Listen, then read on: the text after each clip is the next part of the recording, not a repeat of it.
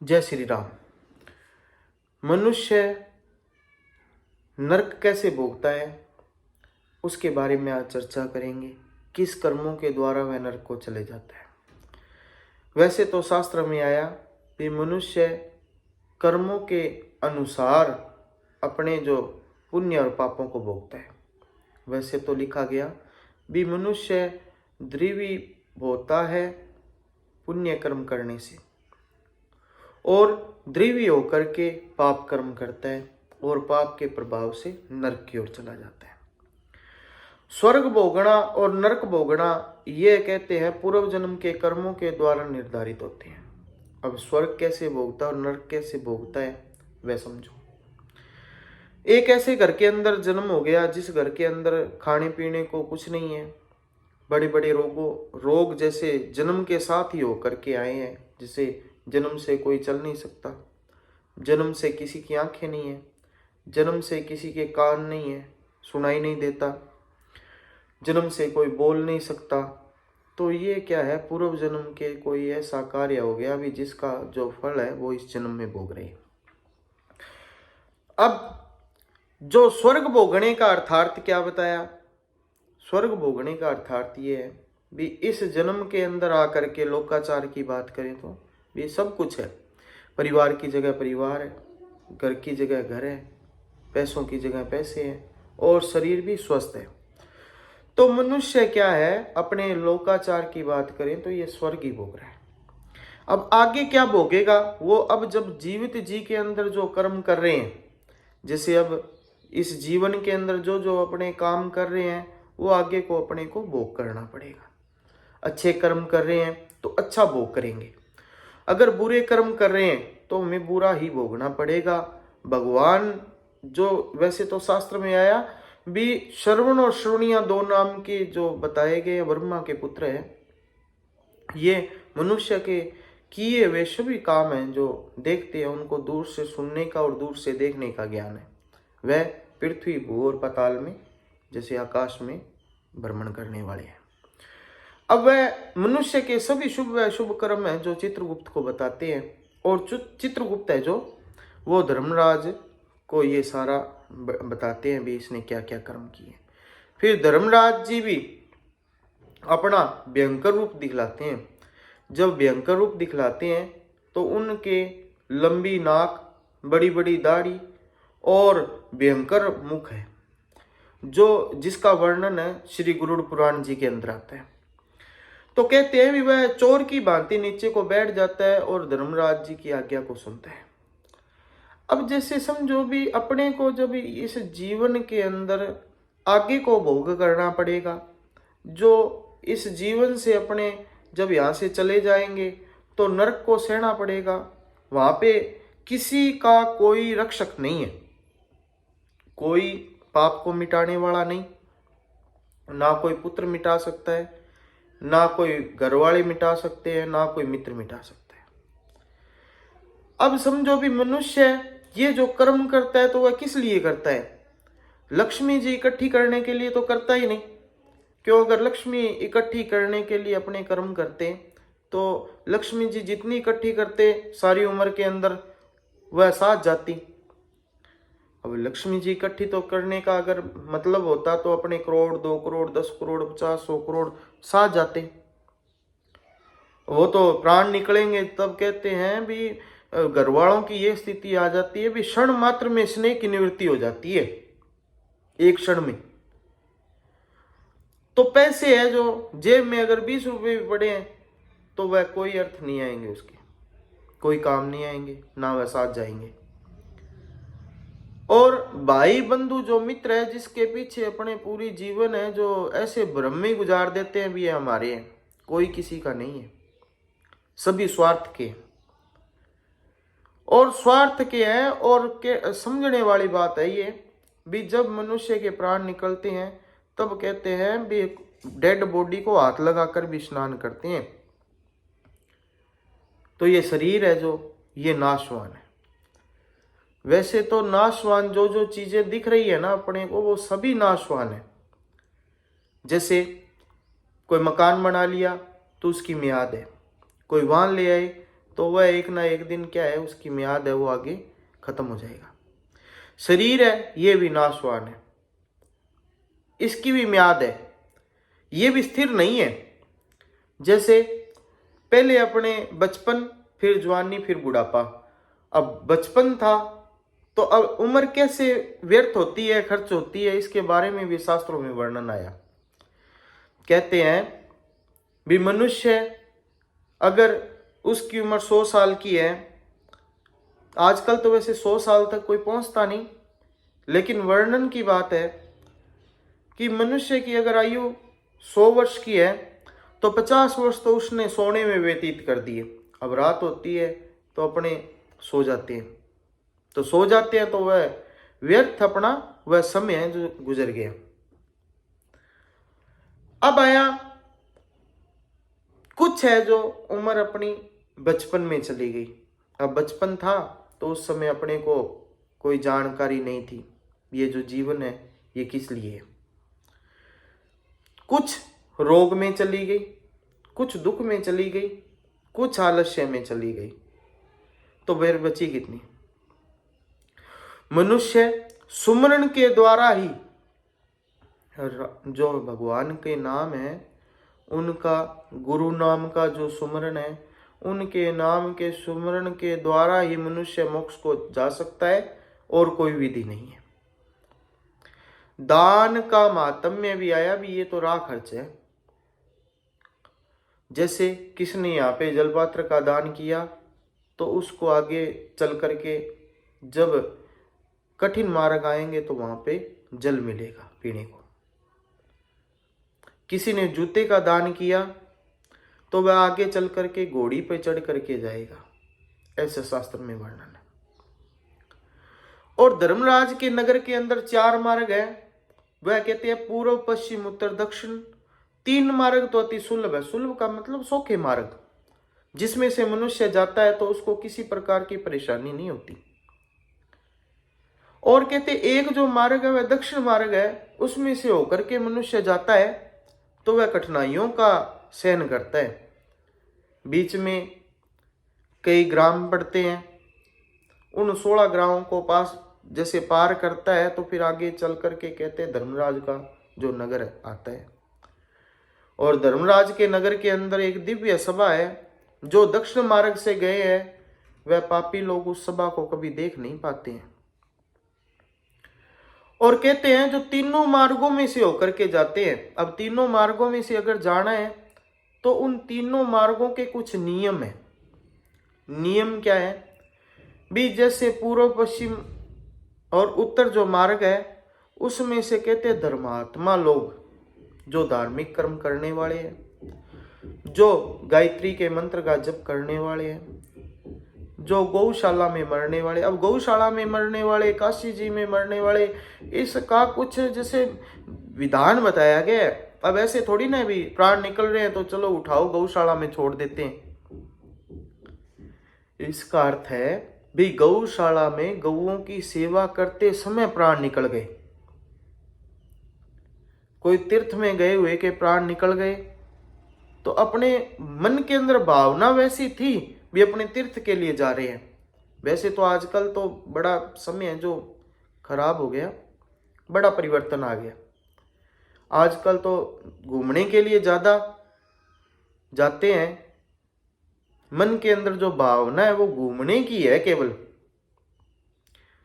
तो कहते हैं काशी जी के अंदर गौशाला में अनशन करके जो मरते हैं, जो स्वामी के कार्य के लिए जो मरते हैं, देवताओं के विध्वंस जैसे जो मंदिर इत्यादि जो तोड़ने वाले हैं उनके साथ जो लड़ाई करके मरते हैं, जो देश की सेवा करके मरते हैं, शहीद हो जाते हैं, जो कहते हैं भी अपने गुरु की आज्ञा में रह करके, और जो उनके कार्य में मरने वाले हैं, जो ऐसे लोग जो पवित्र काम करने वाले लोग हैं, जो राष्ट्रीय लोग हैं, अश्वमेध यज्ञ करने वाले हैं, तो ये लोग ये तीनों मार्गों में से होकर के जाते हैं। अपने माता पिता की सेवा करने वाले, वैसे तो जब माता पिता का वर्णन शास्त्र में आया तब शास्त्र में लिखा सर्वादि तीर्थ माता पिता के चरण कमलों के अंदर है। एक साइड तो आप पूरे ब्रह्मांड के तीर्थ कर लो और एक साइड आप अपने माता पिता की सेवा कर लो। तो कहते हैं जो पुण्य माता पिता की सेवा में से प्राप्त होता है वह कहते हैं बड़े बड़े दान करने से भी प्राप्त नहीं हो पाते हैं। और जो माता पिता का ऋण अगर कोई चाहता है भी उससे मैं मुक्त हो जाऊं, तो शास्त्र में उसका भी विधान आया। उसका ये विधान आया कि सबसे पहले तो अपने माता पिता का भक्त एवं आज्ञाकारी होना चाहिए, माता पिता को सुख देने वाला हो। फिर लिखा गया जब वह बुढ़ापे की तरफ जावे तो उनकी खूब सेवा करे। फिर शास्त्र में आया भी जब वह भवसागर से चले जावें तब कहते हैं उनके पीछे अंत्येष्टि कर्म क्रिया बड़ी भक्ति भावना के साथ करनी चाहिए। ये आजकल का जो समय है उसका परिवर्तन मान लो, चाहे कलयुग का प्रभाव मान लो। माता पिता की सेवा नहीं करते, बड़े बड़े बार दान करते हैं दिखावे के लिए, तो वह दान है जो निष्फल हो जाते हैं। वैसे तो जब दान का माहात्म्य आया तब कहते हैं पिता को देने से 100 गुना, माता को देने से 1000 गुना, भगनी को देने से 10,000 गुना और भाई को दान देने से अक्षय पुण्य की प्राप्ति है। माता या पिता के कहे हुए या उनकी जो चीजें जरूरत की चीजें हैं, कुछ खाने की चीजें हैं, पहनने की है, तो उनकी पूर्ति करना पुत्र का परम कर्तव्य बनता है। और कहते हैं भगनी को देने से 10,000 गुना, बहन को जैसे कहा गया शास्त्र में भी जो जैसे दिया जाता है द्रव्य इत्यादि, तो वह कहते हैं 10,000 गुना होकर के उसका पुण्य मिलता है। और भाई को देने से अक्षय पुण्य की प्राप्ति। समझो कैसे भी, एक भाई तो ऐसा है जिसको अनाप शनाप, जिसके पास पैसे उसको दिन रात का पता नहीं है, उसके पास इतनी माया है भी वह उसका जीवन यापन बहुत अच्छे तरीके से हो रहा है।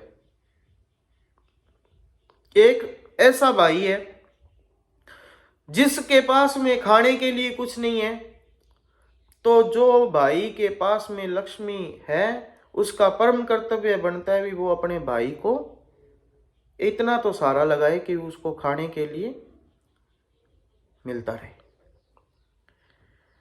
तो ये इस प्रकार शास्त्रों ने व्याख्या की है। अपने शास्त्र पे तो चलते ही नहीं है।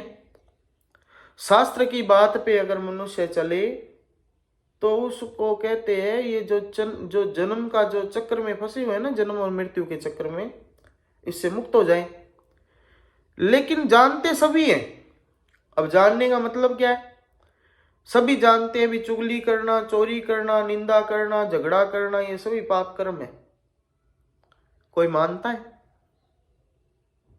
जो मनुष्य को पता है भी चुगली करने से, निंदा करने से पाप लगेगा, लेकिन आज कोई 4 जने इकट्ठे बैठते हैं तो निंदा के बिना तो कोई बात ही नहीं चलती। तो इसलिए ये जो कर्म है इनको नहीं करना है अपने को।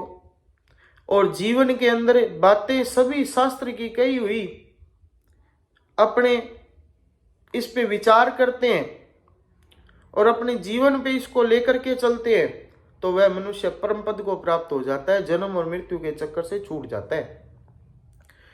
अब कहते हैं भी मनुष्य का ये जो जन्म लेना और मरना है ना, ये सबसे बड़ा दुख है।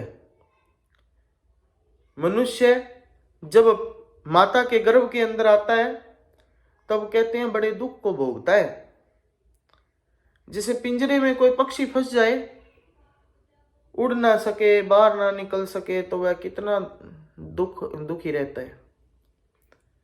इसी भांति जो जीव है जो माता के गर्भ के अंदर वो मुख होकर के रहता है, नीचे को मुख किए हुए, ऊपर को लाते उठाए हुए और केश को नीचे किए हुए और पिंजरे के अंदर फंसे हुए पक्षी की भांति, जिरायु की झिल्ली मतलब बच्चेदानी में। अब समझो भी शास्त्र ने क्या चीजें बताई है अपने को। अब अपनी सबसे बड़ी कमजोरी क्या है, भी अपने शास्त्रों की बातों को कभी पढ़ा ही नहीं। नई जो जनरेशन है उनको अपने शास्त्रों के बारे में बोध करवाना, ज्ञान करवाना, ये माता पिता का परम कर्तव्य बनता है। मंदिर में तो बच्चों को अवश्य भेजें, टाइम निकले उसी टाइम, जरूरी नहीं है सुबह स्कूल का टाइम रहता है तो उससे पहले शाम के समय भी। और जीवन को जीना कैसे है, देखो नौकरी लगना कोई प्रश्न थोड़ी ना है। मनुष्य इस जीवन के अंदर आया है तो इसको जीना कैसे है, धार्मिक भगवत मार्ग पे चलना कैसे है, ये कैसे सीखा जाए। कहते हैं मनुष्य माता पिता से सारी चीजें सीखता है। घर के अंदर आप सुबह उठने लग जाओ जल्दी, ब्रह्म मुहूर्त में उठो, तो बच्चों को सिखाने की जरूरत नहीं पड़ेगी, बच्चे भी उठने लग जाएंगे। घर के अंदर पूजा पाठ करो नित्य प्रतिदिन, तो बच्चों को सिखाने की आवश्यकता नहीं है, बच्चे ऑटोमेटिक देख करके सीखते हैं।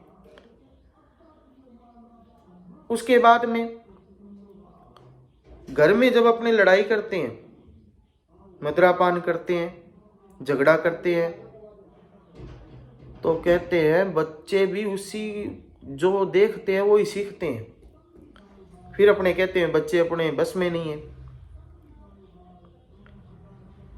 अब घर के अंदर अपने पवित्र काम करते हैं, माता पिता की सेवा करते हैं, उनकी आज्ञा के अंदर रहते हैं, तो बच्चे को सिखाने की आवश्यकता नहीं है भी किस प्रकार से अपनी माता पिता की सेवा करनी। क्यों, वो तो क्या है भी, वो तो जो आप कर रहे हो वो बच्चे जो सीख रहे हैं।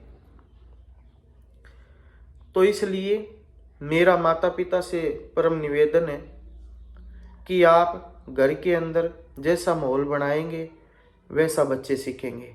तो इसलिए पवित्रता का माहौल बनाएं, शांत स्वभाव रखें, और इस जीवन को देखो, ये जो जीवन है ना, ये तो कहते हैं शास्त्र में जब बातें आई जीवन के बारे में तब कहते हैं भी ये तो अमृत तुल्य है, अमृत से भी जैसे इसका मोल बताया गया जाता है।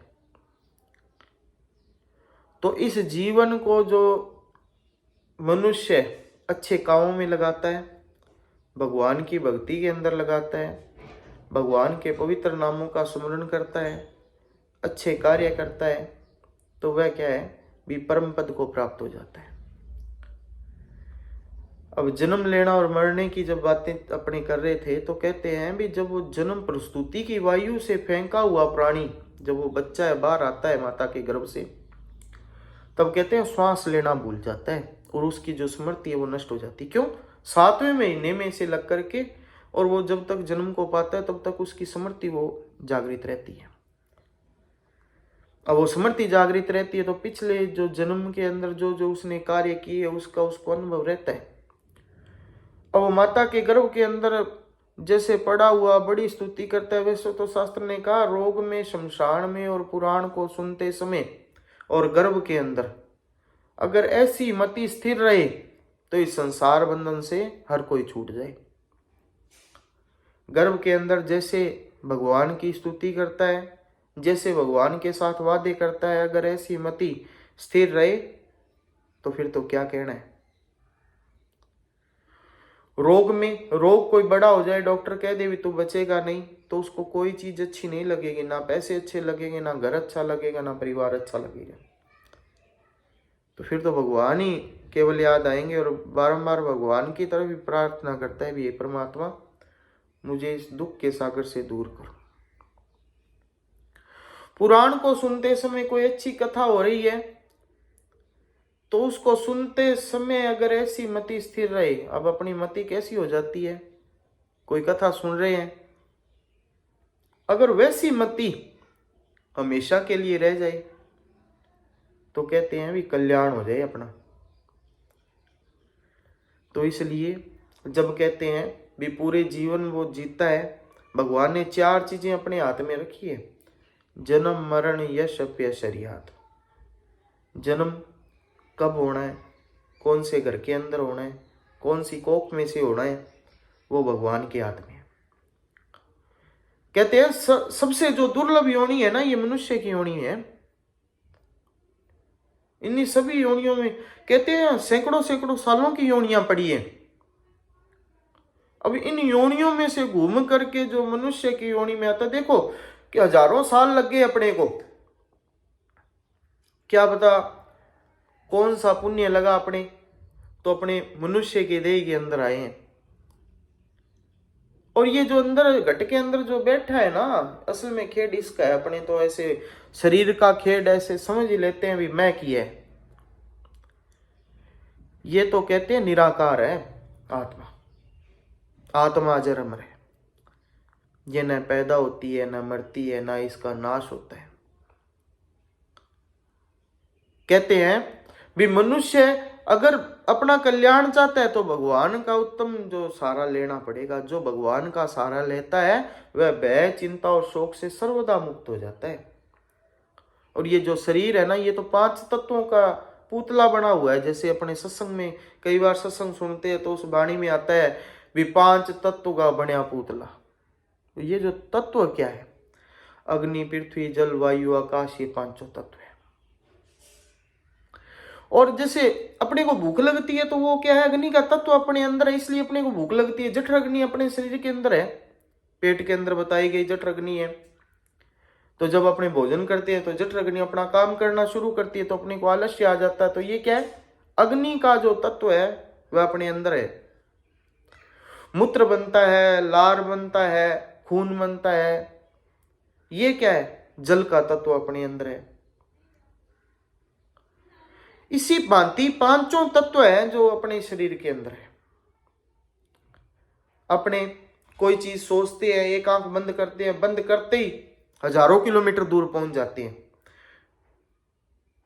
तो ये सारी तत्वों का ही खेड है, अपना खेड नहीं है ये। क्या अपने से पहले पृथ्वी नहीं थी? क्या अपने से पहले ये ब्रह्मांड नहीं चल रहा था? और अपने जाने के बाद में क्या रुक जाएगा? तो ये खेड किसका है? ये खेल है भगवान का। अपने तो केवल एक ऐसे समझ लो भी पानी का बुलबुला, अब जैसे वो खत्म होता है, ये जीवन उसी बांधती है। मनुष्य को तो ये भ्रम है भी मैंने किया है, मेरे बिना नहीं हो सकता, अगर मैं ना जाऊं तो मेरे बिना ये कार्य नहीं हो सकता। ये तो भ्रम है।